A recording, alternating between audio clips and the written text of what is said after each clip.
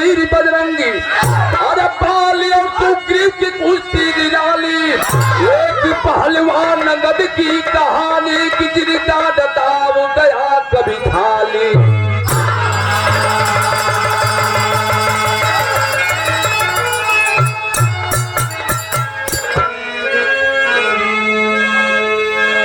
अंगद नाम का लड़का नौजवान, दिल में उमंग था नामी पहलवान बनने का। एक गजल का लाइन लगत बा, कौन गजल बा?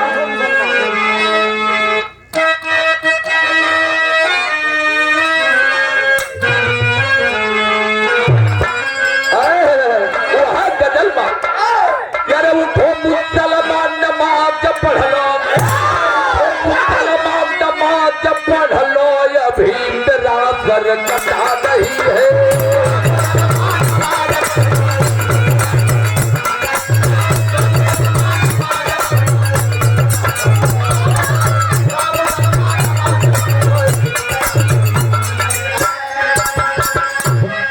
बिरहा कवि जी भाव दिए हैं क्या रे, उठो धरा के लाल सपूतो, उठो धरा के लाल सपूतो, भारत माता बुला रही है।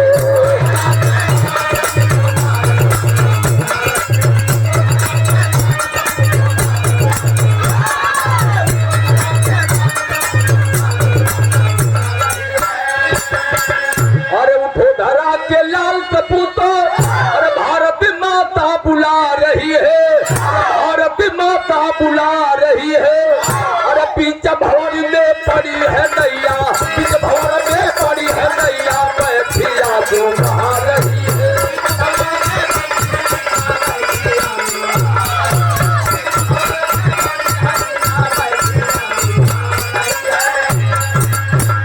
यही से भूमिका लेकर के कहानी का शुरुआत हो गई। कहानी कहाँ के बाद जरा सा तवज्जो देंगे।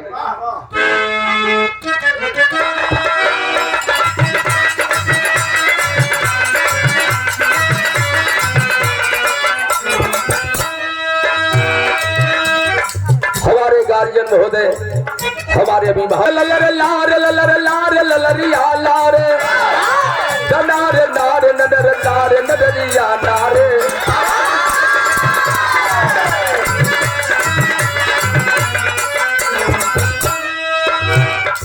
सिंधु नदी के तीर, हिंदुस्तान पाकिस्तान का जब बंटवारा हुआ, सिंधु नदी के किनारे पर बसा एक छोटा सा गांव।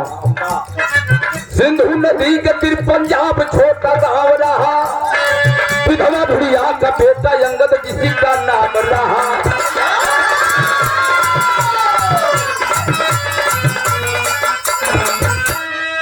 गरीबी के कारण माँ बेटे का बुरा हाल रहा, उनकी रोटी जुटाना एक बड़ा जंजाल रहा।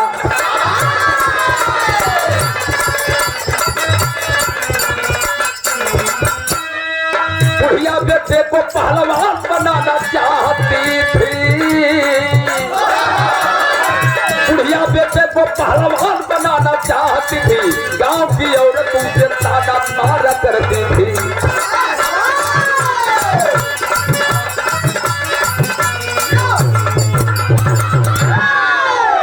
को समझ ले, सिंधु नदी के किनारे पर बसा एक छोटा सा गांव, जौने गांव का नाम पंजाब बताओ गया। वही गौआ में थे विधवा बुढ़िया मार रही, पिता का साया उठ गई बा, बेटवा का नाम अंगद बा। माई का इच्छा रहल के अपनी बेटवा के लड़ाई के खिलाई के एक नामी पहलवान बनाए, लेकिन गरीबी के कारण सुबह का भोजन मिले तो शाम को भोजन न मिले। ए भैया बड़ा कष्ट होता था, गांव के लोग ताना मारते थे, बुढ़िया माँ को मारते थे, अंगद को मारते थे कि खाने को भोजन नहीं मिल रहा है और चली है बेटवा को पहलवान बनाने। बड़ा कष्ट होता था। एक दिन अंगद सुनलस बाबू, तब हेल का एक लाइन तर्ज लग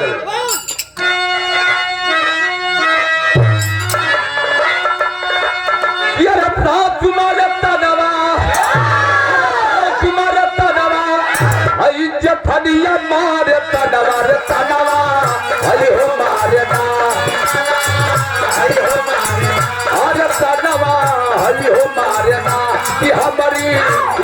अंगद कहनी रे तनवा अयो मारे ना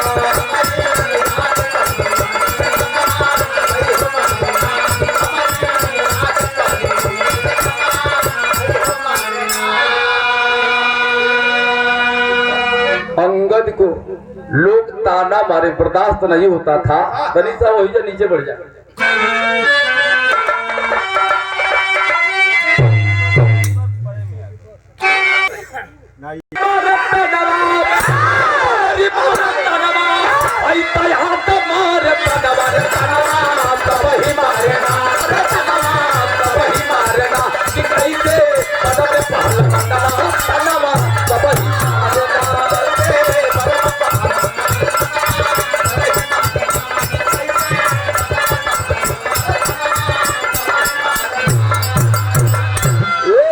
अंगद पहलवान अपनी माँ से कहता है माँ मैं अपना घर छोड़ करके जा रहा हूँ और कसम खाता हूँ जब मैं एक नामी पहलवान बन जाऊंगा तभी अपने घर पे आऊंगा।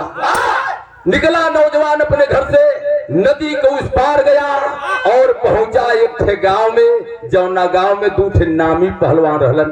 रोजाना 10-20 पहलवानों को जोड़ करा रहे हैं। वह नाम कौन सा था जरा देखें कि पन्ना और मोती रहल तुई पहलवानावा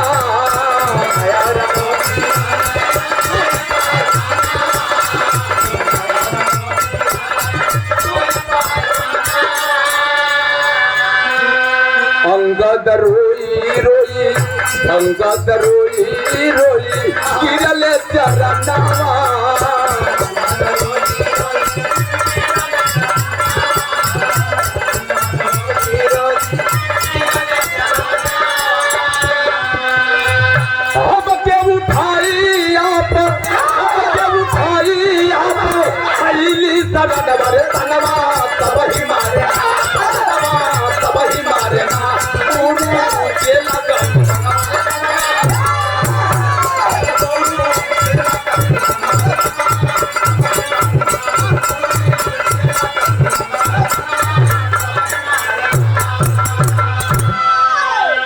पहुंचा उस अखाड़े पर पन्ना और मोती की चर्चा सुना है। 20-25 पहलवानों को जोड़ कर आ रहे हैं। सुबह का समय रहे ये बाबूजी जा करके पन्ना लाल पहलवान को पैरवे पकड़ ले कहले उस्ताद हमें अपना शिष्य बना लीजिए। मेरी माँ के दिल में बड़ा इच्छा है मुझे पहलवान के रूप में दिखना चाहती है। पन्ना और मोती को दया आ जाती है। उसको अपना छोटा भाई मान करके अपने घर ले जाते हैं। अपनी माई से कहन की माई हाई देखा एक थे और भाई लेके आल है जैसे हमहन के भोजन दिया वही तरह एहू भाई के अपन धर्म के बेटवा मान करके भोजन करैया। बाहर वह माँ जैसे अपनी दोनों लड़कन के दुलार प्यार दे भोजन करावे दूध पिलावे वही तरह अंगद बचवा के दूध पियावे लगल खिलावे पिलावे लगल। आ दोनों पहलवान दोनों भाइयों के रियाज करावे लगल। जब रियाज करावे लगला कुछ दिन बीतल बा तो कैसन ओकर शरीरिया भइल बा एक लाइन तरज लग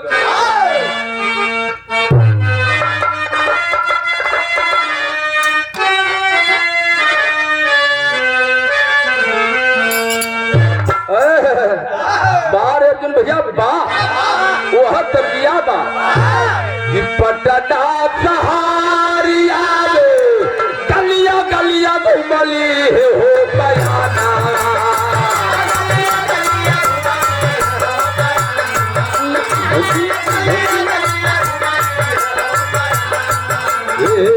पटना रे सहारिया गलिया गलिया घुमली हो बयाना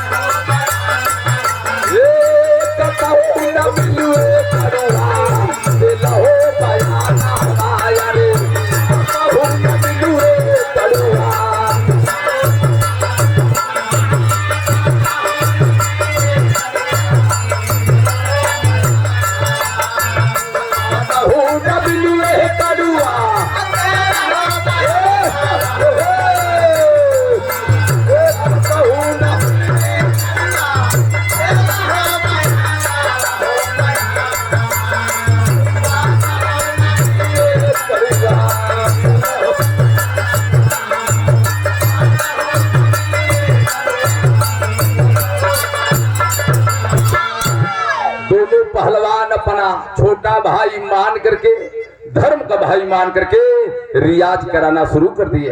और कुछ दिन बीता है, कैसन भयल बाजरा देखते कि कुश्ती की अखाड़ा रे अंगद भैया दिखले हो पिराता।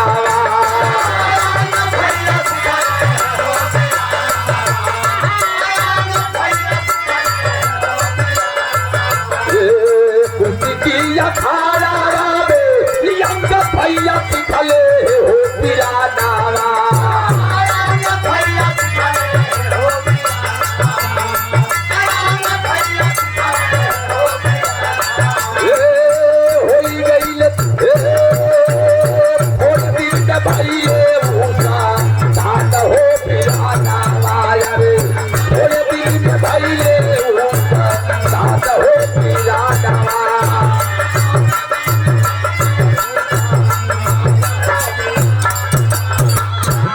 जितना उस अखाड़े पर पहलवानों को पन्ना और मोती जोड़ करा रहे थे, ऐसन रियाज करवला अंगद पहलवान का कि वो खड़वा पर कोई ओकरी टक्कर कर न रह गया। एक दिन वही पन्ना लाल का साला दुर्जन अपने जीजा के घर आता है, पन्ना पहलवान के घर। और जब पन्ना पहलवान के घर आया, सुबह होता है, अपने रिश्तेदारों के साथ पन्ना और मोती के साथ साथ अंगद के साथ चला गया अखाड़े पर कुश्ती देखने के लिए। अजब कुश्ती देखे खातिर गयल अंगद पहलवान, जितना पहलवान पट्ठा रहल सबके रियाज करावत बाटे। अजब रियाज करावत हुआ अंगद का कुश्तिया देख के छे बात कह दियलस वो दुर्जन। पन्ना लाल का साला का कैलस, पन्ना का साला आके कैलस झमेला।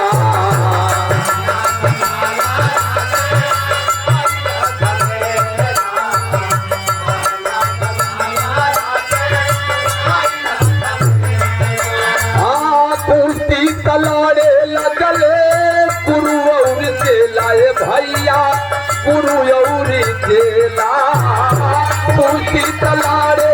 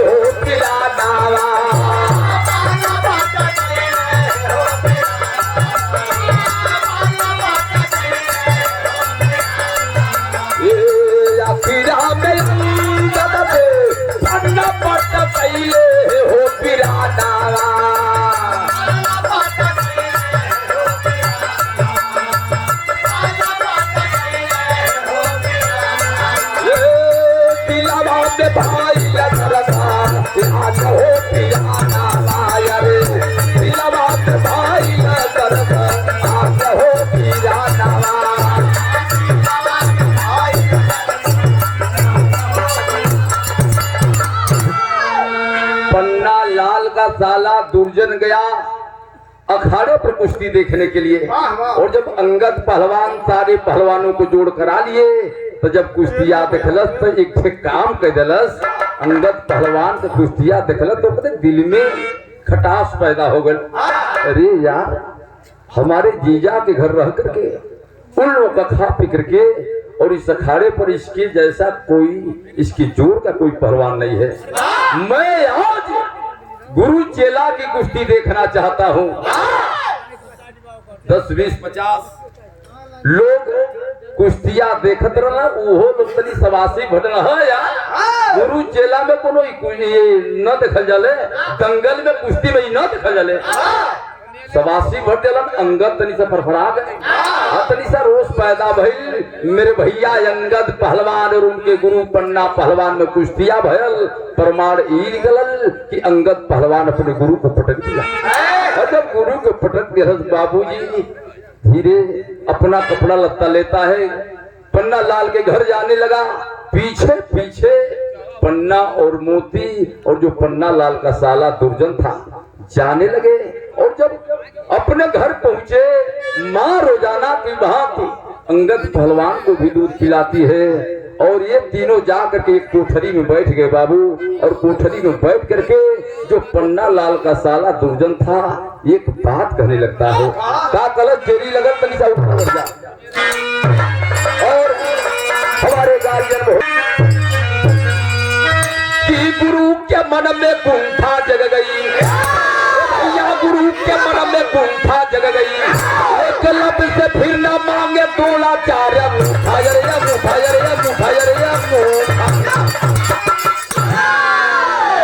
एक लव्य से फिर ना मांगे द्रोणाचार्य अंगूठा। गुरु के मन में कुंठा जग गई। तीनों एक कोठरी में जाते हैं और कोठरिया में पन्ना लाल का साला जवन दुर्जन बा कहलस कि अरे यार आप लोगों के खा के आप लोगों के पी के आपने ही रियाज कराया और उतना लोगों के सामने उस उखाड़े पर आपको पटखड़ी दे दिया, आपको पटक दिया। आप लोगों का इस एरिया में कोई मान सम्मान नहीं रह गया। एक काम करिए, का गलत गीत बदली।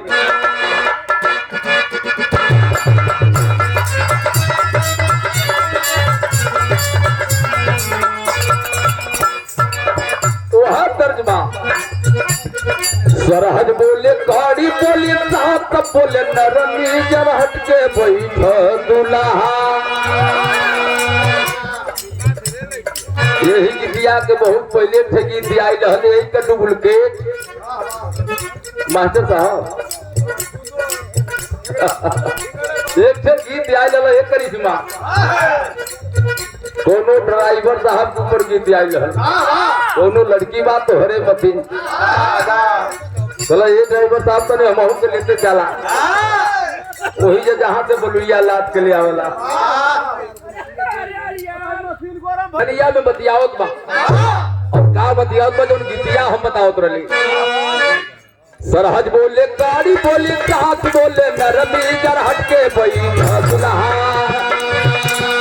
सरहज बोले गाड़ी बोले साथ बोले नरमी जर हटके बैठा दुल्हा। दुल्हन के होले गरमी जर हटके बैठा दुल्हा।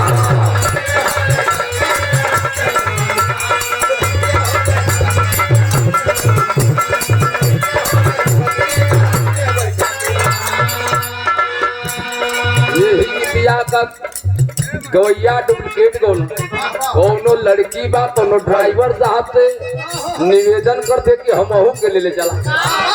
बड़ी भीड़ बाटे लेकिन ड्राइवर साहब जैसे मास्टर साहब बाटे इनकर दू थे बाईस टायरा बा एगो औरी आवे वाली बा। बोले हम जैसे हमारे गुड्डू भैया बाटे हमारे राजेश बाबू बाटे ये लोग कहला वो लड़की के देखा बड़ी भीड़ वाले के ने काम करा बोनट पर तू बैठा गोरिया भीड़ बहु में हूँ माँ किराया का तू देबू। किराया तो होते न ले एक थे तनी सा काम कर दिया। बोनट पर तू बैठा गोरी भीड़ बहु में हूँ माँ किराया का तू देबू। किराया का तू देबू बस देती है एक चिंता किराया का तू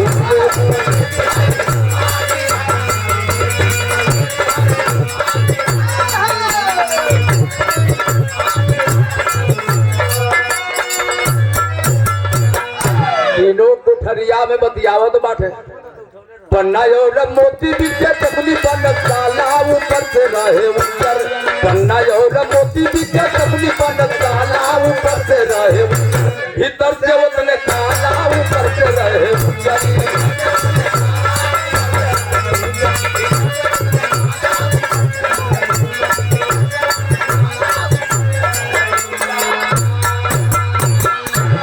ये बतियावत बाटे कि तीनों एक कोठरी में रहे बतिया।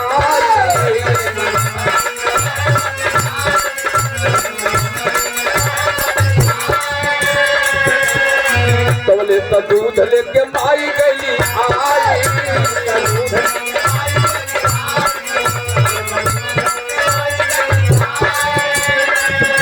अरे बात सुन के हाथ से छूटल दूध वाला प्याला ऊपर से रहे ऊपर। बात सुन के हाथ से छूटल दूध वाला प्याला ऊपर से रहे ऊपर। भीतर से उतने काला ऊपर से रहे ऊपर।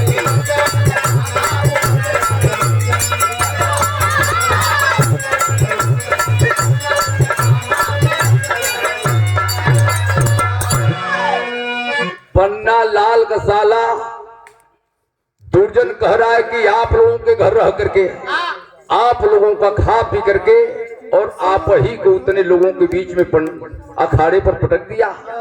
आप लोगों का इस एरिया में कोई मान सम्मान नहीं रह गया। एक काम करा कि आज रतिये के खत्म कर। और जब ये बतियावत बाटे रोजाना की भांति वह धर्म की माँ अंगद पहलवान को दूध पिला करके और गिलास में दूध लेके जात बाटे अपनी लड़कियों के पिलावे बते। जब ये बतिया सुन लिहली कि पन्ना लाल कसाला जवन दुर्जन बा कहत बा कि आज रतिये के खत्म कैदा, हाथ से वह गिलास छूट जाती है बाबू, दौड़ करके जाती है वह धर्म की माँ अंगद बचवा के गोदिया में चिपकाए ढेली। गोदिया में चिपकाए के बड़ी ऊंची बात वह माँ कह रही है। धर्म की माँ का कहलस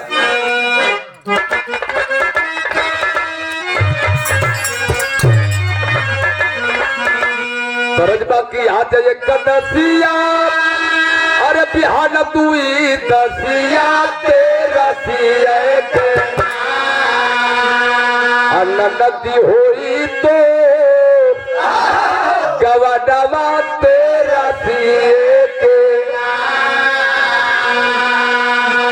यही दिया के मला भाई लोग भोरहरी के समय गावेला कि सुतल गंगियावा, अरे जगावे भैया मला उठाए गंगा अब भैले भोर भीलू सहारा उठाए गंगा।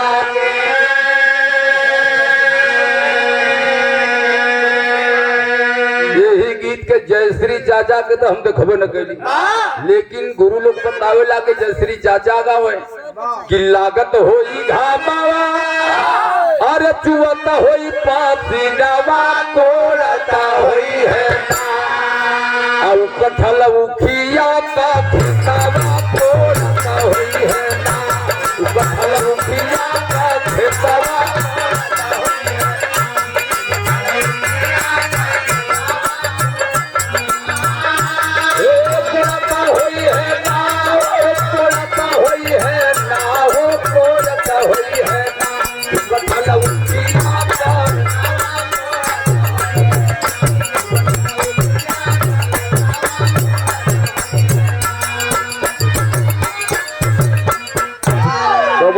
रहा होके हमारे स्वर्गीय बेचन गुरु और परशुराम गुरु में तुरंत बेचन गुरु तुरंत लब से निखट दिन बदल दे।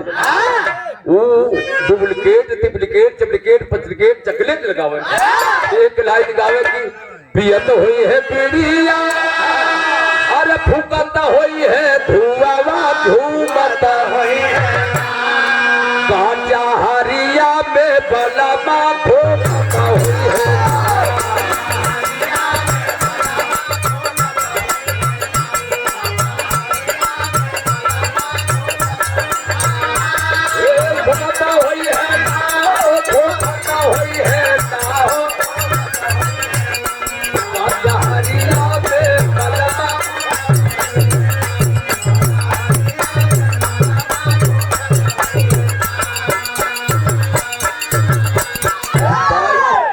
के मालिक वाइस चक्का के मालिक हमारे अनुज राजेश कुमार यादव जी ग्राम सभा हमारे भेलौर से भी बतिया सुन ली कि पन्ना लाल कसाला दुर्जन जोनबा आज रतिये में अंगद बिटवा के खत्म कैले के बात करत बा।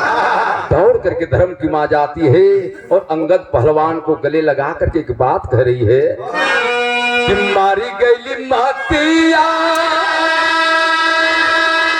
फाटल मोरी छतिया रतिया में अंगद भागी जा सुगनवा यही रतिया में।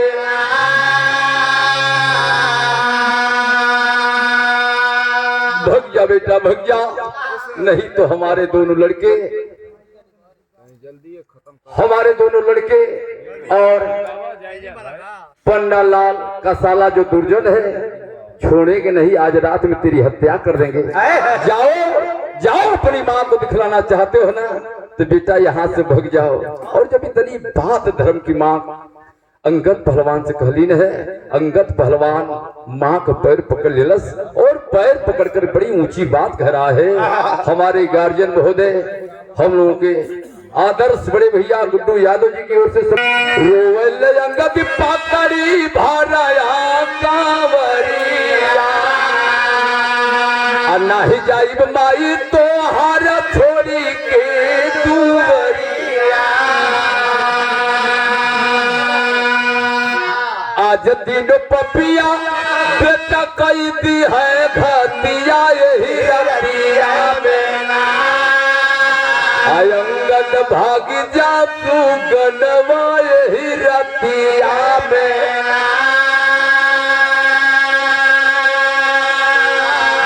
नहीं जाऊंगा मां, नहीं जाऊंगा, भले ही हमारे दोनों भैया हमार हत्या कर दें, उन्हीं का देर बाकी ये रूप में दिखाई देती बाटी।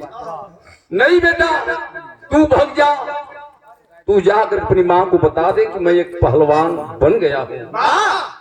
धर्म की माँ की बात मान करके अंगद भाग जाता है, अपने घर जाता है। कुछ नौजवानों को लेकर के अखाड़ा खोद करके और अखाड़े पर रियाज करना शुरू कर दिया। कुछ दिन बीता है, पन्ना लाल के पहलवान, पन्ना लाल के अखाड़े पर एक विदेशी पहलवान साला अंग्रेज डैन पहलवान आकर के नाग पंचमी के दिन चुनौती दे दिया। यह पन्ना लाल में हिम्मत, मुझसे हाथ मिला ले, आर और पार की कुश्ती होगी।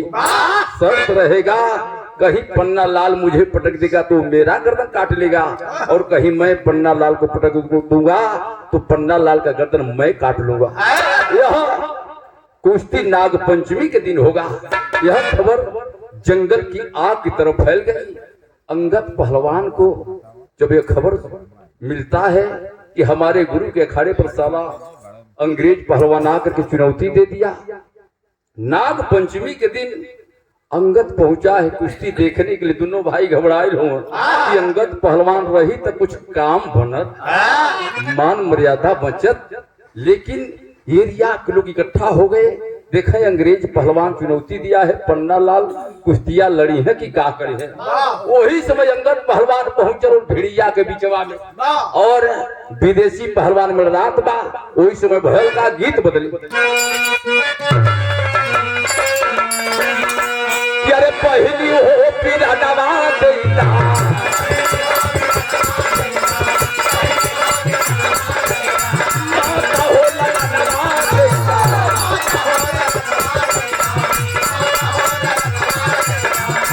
सवाल के खातिर भौजी, सवाल के खातिर भौजी, यहाँ तो तू पिरानवा देता।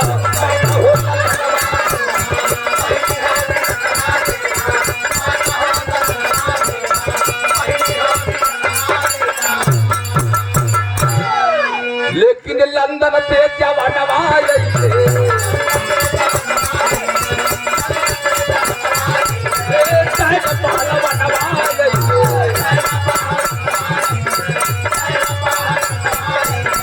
भारत में लारे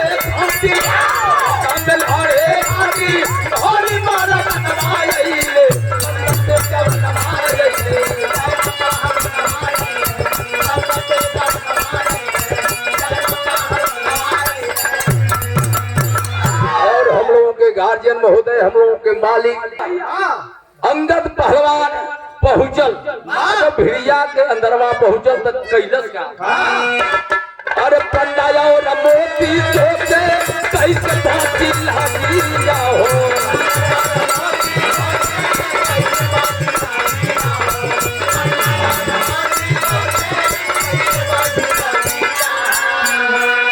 अरे तवले तयंगद के, तवले तयंगद के पूजले यवतिया बाबू,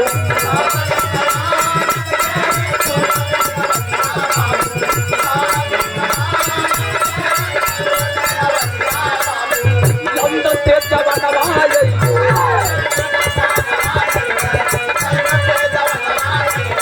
जय न पहलवानवा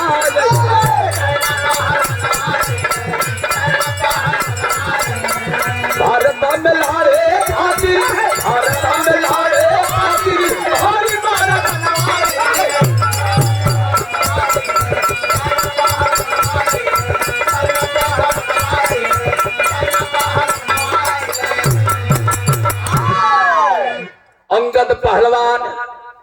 काहे भिड़िया के चीरत खड़वा किनरवा चल गए। कच्छी निगोटा कस करके डैन पहलवान पन्ना लाल को ललकार रहा है। कच्छी निगोटा कस करके वह पन्ना लाल कसी संगत पहलवान अखाड़े पर चढ़ गया। कहा कि वे साले डब्बा का दूध पीने वाले मेरे गुरु को चैलेंज दे रहे हो, आओ पहले मुझसे हाथ मिला लो, पहले मुझसे कुश्ती लड़ो, उसके बाद मेरे गुरु से कुश्ती लड़ना। बाप रे बाप, पन्ना और मोती देखलन अंगद पहलवान की, अरे बाप रे बाप, दौड़ करके सीने से लगा लेते हैं। लोगों के बीच में तालियों की गड़गड़ाहट होने लगती है। चीन गोटा कस करके जब अंगद पहलवान अखाड़ा पर पहुंचले मोर भैया, तब भयल का आधा लगा।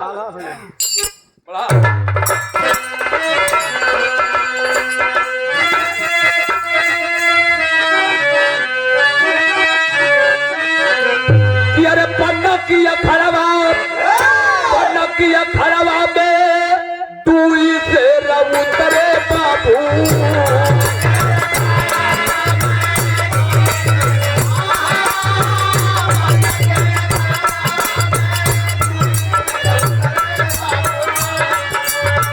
अभी हाथ पर के लाचिना के रंगा,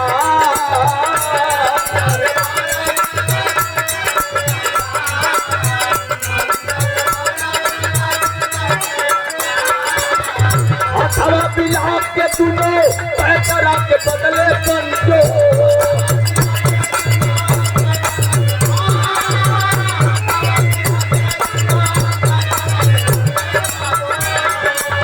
कुश्ती के देखे जहाँ लोग कई हजार,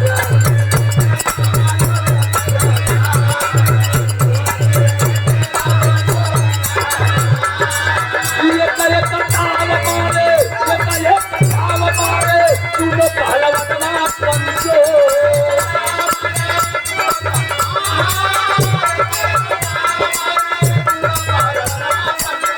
उड़े ये धूल कैसे आई बात उठार,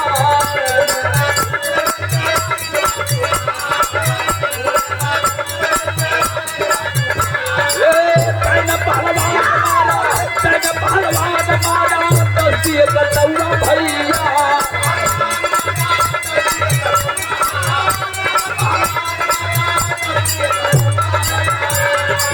कट करके अंगद मारे पुलर पानी तार,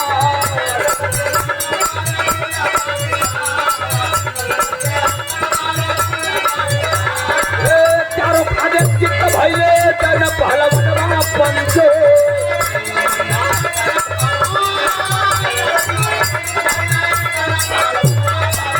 अंगद का होके लागल जय जयकार,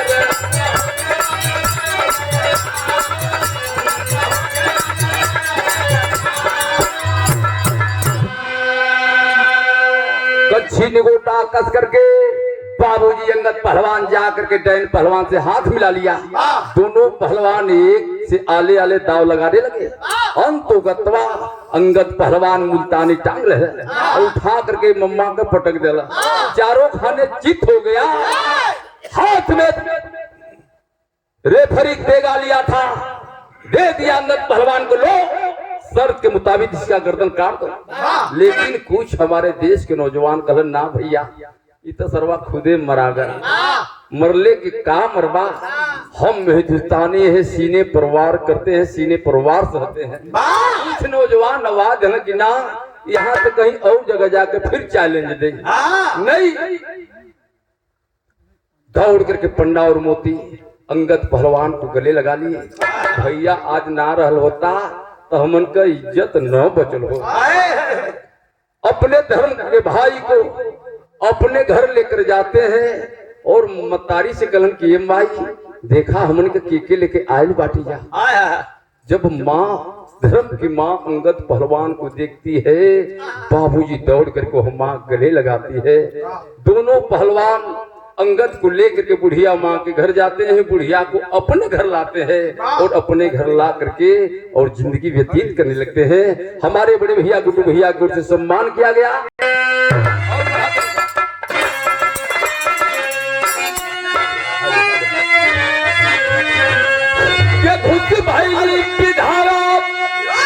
भाई विधारा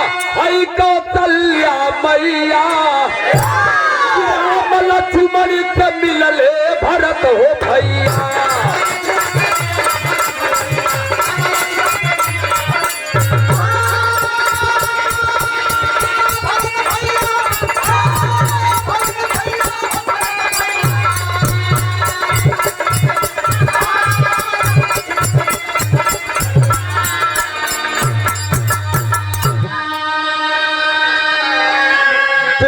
अपनी लाज बचौले अंगद पहलवान हो, लाखों में इनाम मिलल, बहुत मिलल सम्मान हो। अरे बदनाम से पहाड़ भैली बोझल नरिया राम लक्ष्मण के मिलले भरत हो भैया।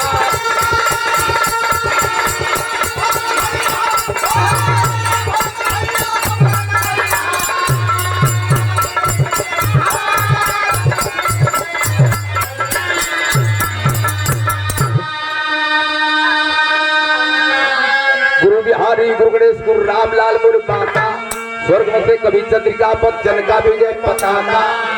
गुरु के मन में कुंठा जग गई सेहरा इंद्रजीत की दोस्ती रही अनूठा। गुरु के मन में कुंठा जग गई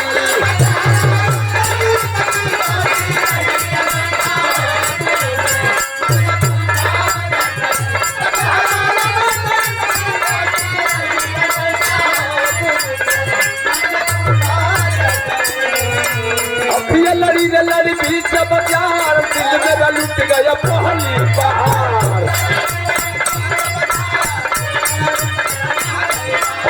ये लड़ी रे लड़ी बीच बाजार ये लड़ी रे लड़ी बीच बाजार दिल मेरा लुट गया पहली बार। टोटे टोटे हो गया दिल टोटे टोटे